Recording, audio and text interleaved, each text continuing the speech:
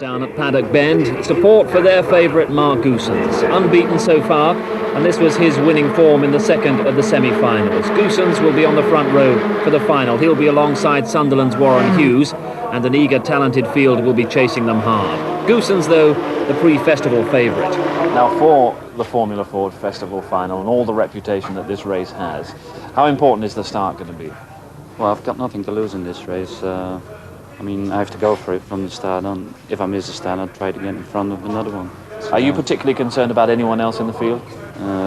Well, Warren is quick, Russell Ingall is quick, so I mean, there's quite a few fast drivers in there, but you never know.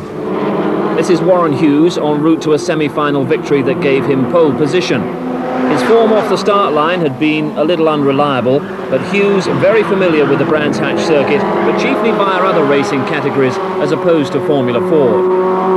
How much of a disadvantage is it, your lack of recent experience in Formula Ford? It is, I would say it's a little bit of a disadvantage, not too much, because in slicks and wings cars, you really don't sit right up the gearbox of other cars because you lose downforce in the braking area and through the corners. So you don't really have to defend your position as hard. But of course with a Formula Ford, you can just sit inches from the gearbox all the way through the corner. So that, I did a couple of races prior to the festival just to get into the swing of things, a couple of Formula Ford races here at Brands, and I won both of those races. So, I got back into it fairly quickly. Behind them, no end of contenders, some of them a little unlikely. Jamie Spence, 18 years old, experienced in karts, but circuit racing only 3 months. He'd qualified 7th for the final, and in the last few weeks has been the revelation of the sport. Jamie, astonishing to think you're here on the 4th row of the Formula Ford Festival, but you've only been circuit racing at this level for what, about 3 months? Yes. Tell us your way into it. Well, as you know, before I had a karting career went quite successful, and obviously the step is once you're 17 to pass the driving test and step into a Formula Ford, which we done around July, and we only had one test session, and my dad put me out in the first race after that, and since then we've raced near enough every weekend till now. And that really is typical of the Formula Ford story worldwide, the sport's top training formula. Vincent Rademacher is the Belgian and Dutch champion. He'll be on row 5. Kalle Jyrkkänen of Finland a little further back. But drivers here also going for World Cup team points, which we'll update you on at the end of the race. But in the moments before the race, that air of expectation that only the festival final seems to be able to generate at this level. Goosens, no Belgian has won this title in its 19-year history. Russell Ingall of Australia on row 2. This is the final, and with a check on the grid, Tiffany Dell.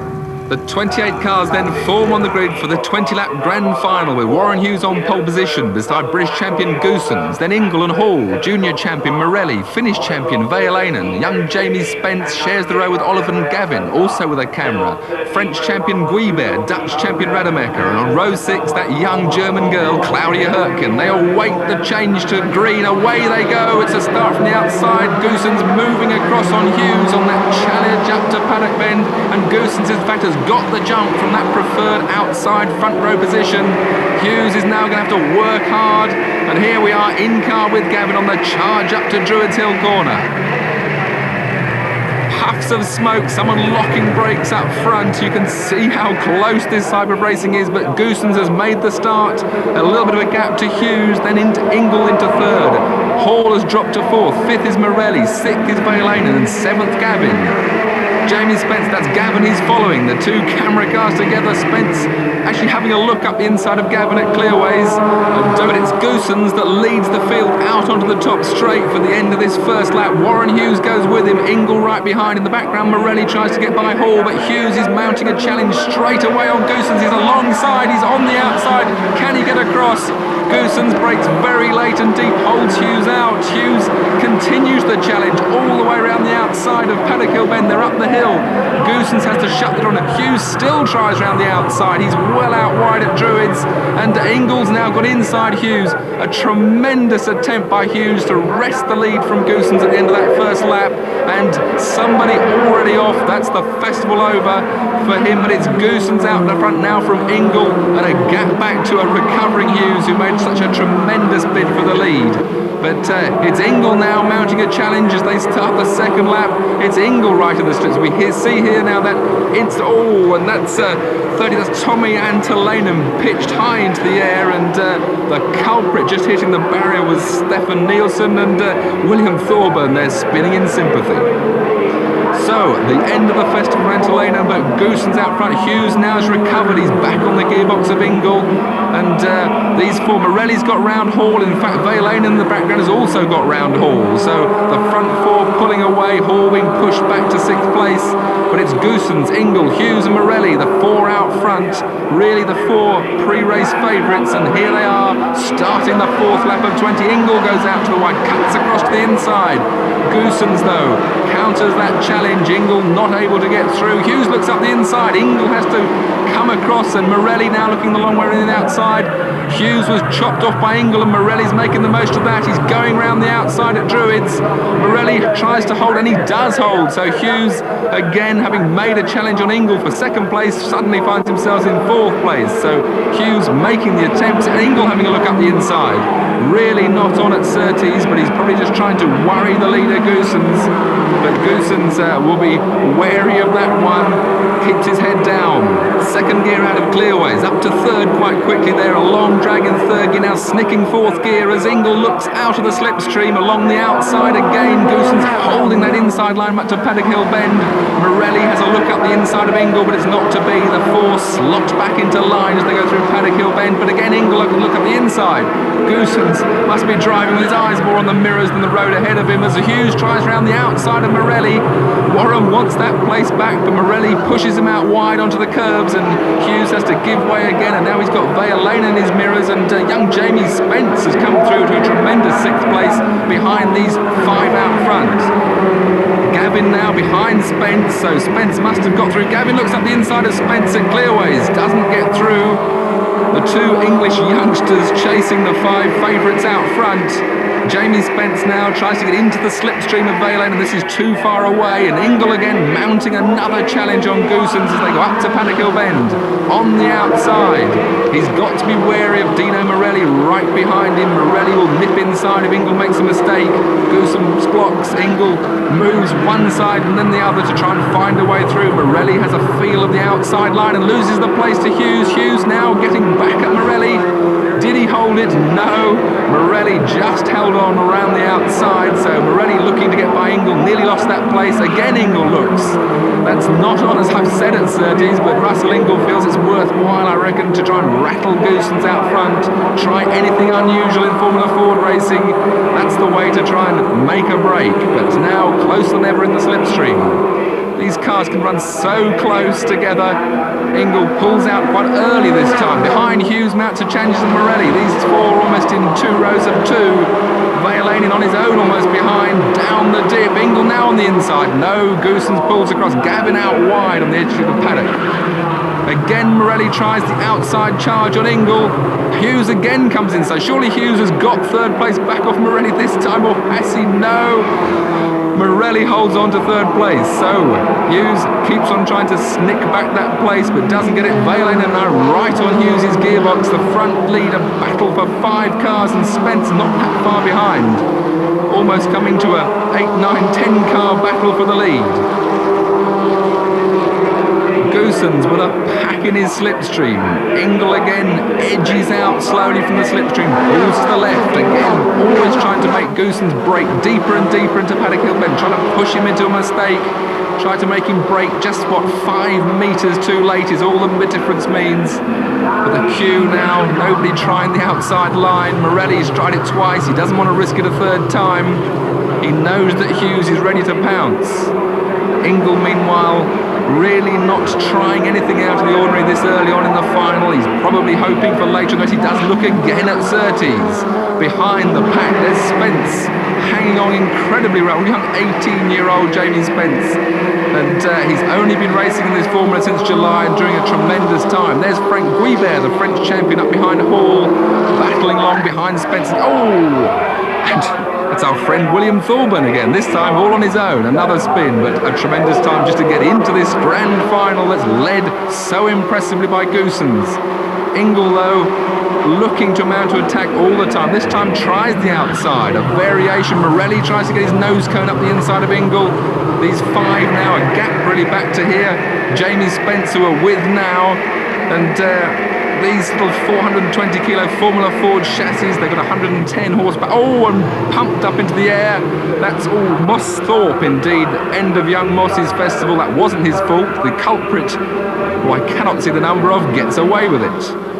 But here, Spence now really holding back this battle for fifth. Oliver Gavin in the slipstream of Spence. Oliver would love to get by young Jamie and go and try and chase the five at front. He's challenging on the outside.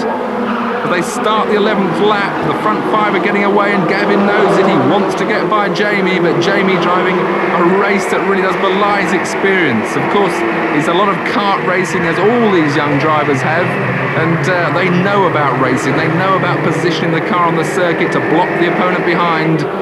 In fact, the only man not a karter out of these front 10 is Warren Hughes, who came straight into Formula Ford. So Jamie Spence, the gap to the front five ahead, opening up all the time, has this queue of cars behind him. Gavin Hall and Gavin trying this way and that. But all these cars, oh, there's a puff of smoke as Oliver Gavin's nose cone touches the back of Jamie Spence's rear wheels. So close are they running. Gavin again pulls out of the slipstream. That's Macaulay now. Andrew Macaulay, who's moved right up from the back of his heat, is ahead of Hall. Macaulay now challenges Gavin. Hall tries to get the place back off Macaulay. The leaders, though, still... Oh, not on the head. Dino Morelli there. That was Warren Hughes planting his nose cone into the back of Morelli's gearbox under braking. You could see Morelli's head nod, but that's no way to get by Warren. Through Graham Hill Bend, Gavin chases Spence. Macaulay behind them. As I said, all these engines, 1600cc Ford engines, 110 horsepower bolted straight onto the chassis, which causes tremendous vibrations. But oh, and across the grass there, that's Johnny Hauser taking that short line and coming across right in front of Lemarie, the Frenchman. This time Ingle alongside, almost at Paddock Hill Bend. Morelli trying up the inside. Did Ingle make a mistake? No, he held onto the position and cuts across to the inside for Druids. This is so close racing, five men, all equal to win this Formula Ford Festival. Vejalainen really the sensation, the front four more experienced than he is, and really young Tommy Vejalainen, the latest Finnish sensation, following in the footsteps of Leito and Häkkinen. But Jamie Spence, he'll probably be happy to finish sixth, really, for such a young driver, and he's going to defend this sixth place as if it was the lead of the race. Gavin, oh, a slip of oversteer there that might give Macaulay the opportunity to get into the slipstream closer. You saw the opposite lot going on as Gavin corrected the car, but now Hughes mounts an attack on Morelli, going from the outside, cutting across to the inside. Morelli just chops the nose off. Hughes has a bit of a moment sorting all that out, and Vejalainen now much closer to Hughes. That's allowed Morelli to escape ever so. So Gavin up the inside, this time he must be inside Spence. No! They made contact. That's Jamie Spence. He doesn't lift off an inch, even though he's been punted up into the air. He holds on to that sixth place. Here we can see Gavin right up the inside, and they interlock wheels, and there Spence pops over. Looks like Macaulay might get round in car with Gavin this time, and there's Spence's front wheel over the top. Neither of them lift off an inch, and they live to fight on. Goossens out front, Ingle as close as ever, Morelli right in the slipstream with the two leaders, and Warren Hughes still ready to recover from that moment he had trying to get by Morelli. The three tied together. Morelli now looks to the outside, a gap back to Spence and Vejalainen. Goossens, Ingle, Morelli, as close as that, the sparks as Morelli goes across the curb. Hughes defends from Vejalainen. Morelli tries the outside on Ingle. Could this be the time to move? He wants his right round the outside. He did it to Hughes, but no. Ingle counters that one. And that bit of overtaking manoeuvre has allowed Hughes and Vejalainen to catch up, and it's back to the famous five altogether. Ingle again looks inside at Surtees. His car gets out of shape as he does so. The five are close as ever. Morelli in, and Ingle spins. Ingle's out. Just trying to get the power on. He's on the grass pace. Will he get going as quick as possible? It looks like he might have indeed, I think he's stalled the engine. He's getting it going again now. Well, Russell Ingall, the Australian's going to be very despondent at that. Spinning out at clearways. And here we see it again, Morelli very close indeed. I think, in fact, Morelli's actually pushing Ingall. There's the cause of the spin. Morelli's nose cone making contact with Ingall's gearbox, and that spins Ingall out. Just that touch on the rear shows how near the limit of adhesion they are. So the front people get spread out a bit. The battle now is very much for, that's now 5th place. In fact, Spence has moved up, so our battle for the cameras moves up to 5th place. And indeed we see Macaulay did get around the outside of Gavin when these two boys touched. So Jamie Spence is now defending his 5th place against Andrew Macaulay, who came 3rd in the British Championship. There we see Macaulay, a very experienced driver from Northern Ireland, who was actually racing a Swift chassis, the same as Oliver Gavin's, but has moved to his brother's year-old Van Diemen for this Formula Ford final. So as they start their 18th frantic lap, the leaders are spread out up front. This really is the battle for 5th. Goossens is now clear of Morelli and a gap back to Hughes. So this really is the battle of the moment for 5th place. Spence holding on for all he's worth against Andrew Macaulay and Oliver Gavin down into Graham Hill Bend. Macaulay, who's come up through the field, always worked so hard to get to this position. Really a tremendous drive by Macaulay, but even better drive by Jamie Spence. There you can see Vejalainen up in the distance in 4th place. And this is the battle for 5th. Gavin again wants to try and get backwards. He was leading his heat. He was right up the front in the quarterfinal. He's made a couple of mistakes, but he's still made a tremendous impression on this Formula Ford final. Through Paddock Bend. Hall, there's Claudia Hurtgen, the German girl, coming up to challenge Chris Hall. So again, Claudia in fact is the leading runner of the foreign drivers, as it were, who haven't actually raced regularly over at Brands Hatch in the British Series. So Claudia leading all of the other Dutch, Danish and Finnish champions. And that's Morelli. Morelli slowing.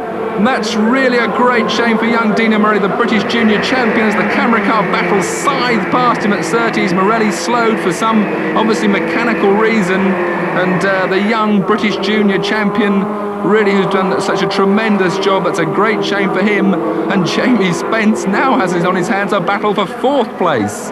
So tremendous, going on to his last lap. Jamie Spence 4th, Macaulay 5th, Oliver Gavin 6th. Gavin trying up the inside of Macaulay. One last move to try and get up a couple of places, even on the last lap.